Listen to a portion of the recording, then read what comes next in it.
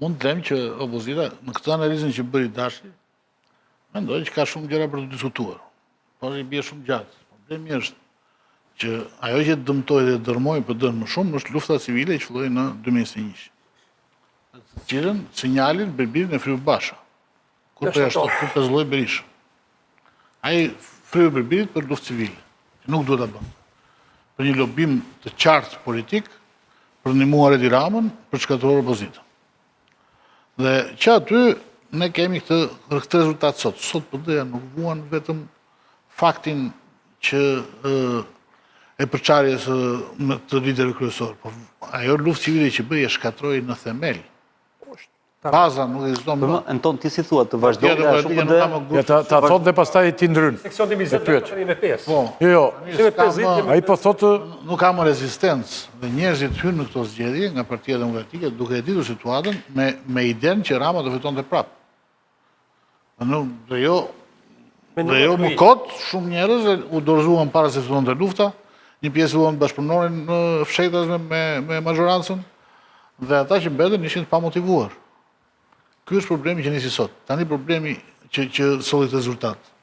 Problemi tjetër është ky. Dakor, erdhën me këtë, me një pasi lufte civile, ky rezultat mund të quhet i justifikuar, po themi, megjithëse nuk duhet të ishte justifikuar për shkak të zgjedhjeve të 2023-shit, ku pa që dëmi ishte shumë i madh dhe ishte dërmuar shumë, dhe PD-ja duhet të rimerte veten për 2 vjet, por e quajnë të justifikuar dëmin. Nga sot, tutje në vazhdim, PD-ja duhet na thotë a ka mundësi ta ndal Edi Ramën apo jo? Ajo thot po më valla. Qofse Edi Rama na tallet me shqiptarët duke sjell një ministër virtual tu si diella, duke shkelur kushtetutën, duke shkelur inteligjencën tonë, duke na fyer çdo gjë. E kupton?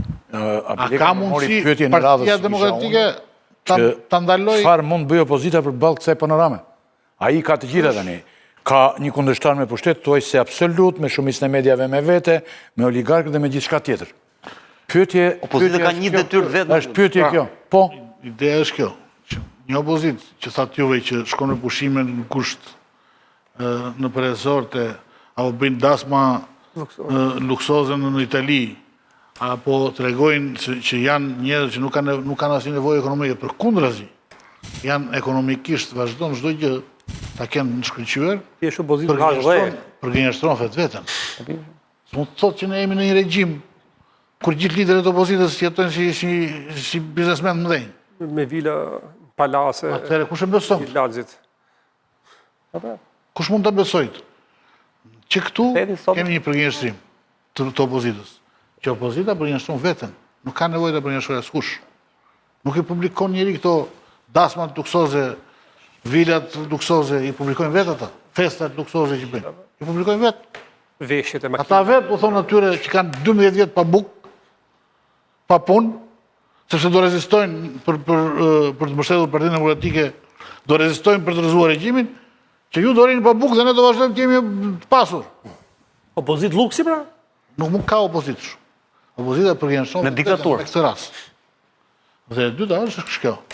Çfarë rrugë do ndjekësh? Nuk mund të ndjekësh dhe rrugën politike dhe rrugën parapolitike njëkohësisht. Diskutimi i dorëzimit mandateve dhe bojkotimi i zgjedhjeve lokale është një diskutim që akoma sot është i hapur dhe nuk është i mbyllur sipas shpjegimit politik, sepse nëse ti zgjedh një rrugë radikale dhe e lën mes, sigurisht do të shtosh. Nëse do vazhdosh deri në fund, ne nuk e dim rezultatin. Nëse Partia Demokratike nuk do mendonte që të ulej me Damianin pastaj pasi bojkotonte zgjedhjet lokale për të bërë një kohë zgjedhore se ndoshta vim pushtet, nuk e dim rezultatin. Po ne do të kishim rezultat tjetër ndoshta nëse Partia Demokratike do vazhdonte të bojkotonte institucionet dhe të bashkohej me njerëzit dhe të bënte si njerëzit. Jo të mendonte për rrogat e veta, për pushimet që thoni ju, për vilat apo për dasmat. Ky është problemi i një opozite i dobësohet gjithmonë më shumë. Që nëse do zgjedhë një rrugë, duhet ta na ndaj sot se çfarë rrugë do zgjedh. Rruga që do shkojmë në parlament nëse ka shikueshmëri të lartë. Apo do shkojmë vetëm se do të jemi Ramës po në parlament. Po ndoshta ato është shikueshmëri. Ju duhet kjo rrugë mos po zbatojnë. Sepse kjo shikueshmëri na tregon ne. Po ndoshta ajo duhet kjo rrugë. Tregon ne se si Partia Demokratike nuk zgjedh. Partia Demokratike është Partia Demokratike e vendosin rrethanat se çfarë bën. Nuk zgjedh vetë. Rrethanat, ku shikojnë rrethanat favorshme, marrin vendim. Vendimet e vështira që dëmtojnë ata që i marrin vendimet për një kohë edhe të gjatë, mundësisht, dhe që i bashkojnë ata me atë elektorat që duke vojtur akoma atje sot, të janë vendime që japin një partie unitetin që u mungon rreth parë dhe japin liderëve besimin që u mungon. Një argument. Atë që po në vazhdim të tonit, kur hymë atëherë që patën të problemin, të aksionin në parlament, që ose kujtohet, që ne nuk po merreshim pjesë parlament, debate, zgjidhje gjitha, kam qenë personi që kam propozuar që të hymë në grevë urie në parlament brenda. E di çfarë thanë? Grevë kur theti? Kur ishte debati me parlamentin që po dormoheshin, po dishim, po bënin me të gjëra. Para marrëveshjes. Para marrëveshjes. Dhe unë kam votu kundra. To kundra, se më lejote moralin politik. A di çfarë ndodhet ty mbrenda miku im, di çfarë thanë këto që do të rri për herë aty që do të jenë përjetshëm derisa të vdesin aty në parlament, di çfarë thanë. Nuk hym dot në grevurinë se na lënë Edi Rama të vdesim të mbrenda. I thash po mor gjeç Belan, po hik mor. Akoma do të rroshë këtu në politikë, po hik mor zoni. Pra, nuk e bën pra. Nga politika. Se po të hyjë mbrenda, ti s'kishet marrëveshje, ishit dërmuar, ishit do ngrej opinioni, ndërkombëtare, gjëra mund të vdisën një bazë, ja po le të vdisë kush vdisë. Ata duan zën. A pra kjo është sakrifica. Po je opozitë, o ha dhe, ha gur, po jo të pasorosh opozitë. Se kur po pasorosh opozitë, sa kur jeton luks të opozitë, pastaj çfarë thotë qytetarit i poshtë? U shesh me djersa me gjakun demokratëve. Kjo është gjë, se opozita s'ka kartë tjetër përveç moralitetit, faqes pastër. Po pra, ata prandaj janë aty të pasuruar. Mund të dëra. Po regjimi pastaj.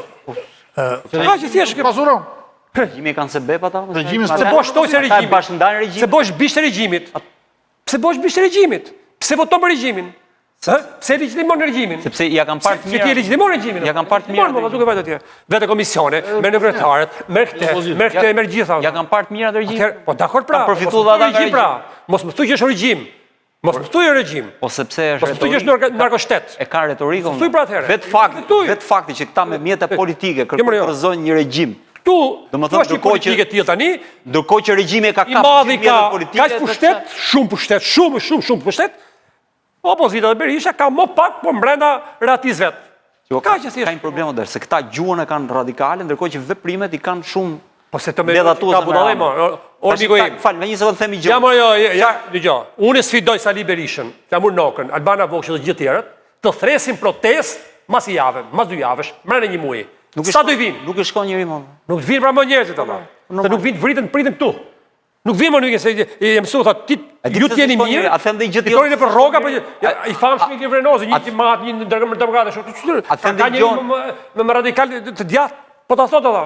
Turp keni more vesh që këta ka vjetë ha unë kështu, atë që thuat, kurse këto thotë marrin rrogën dhe jetojnë mirë. Kaq që thjesht punë.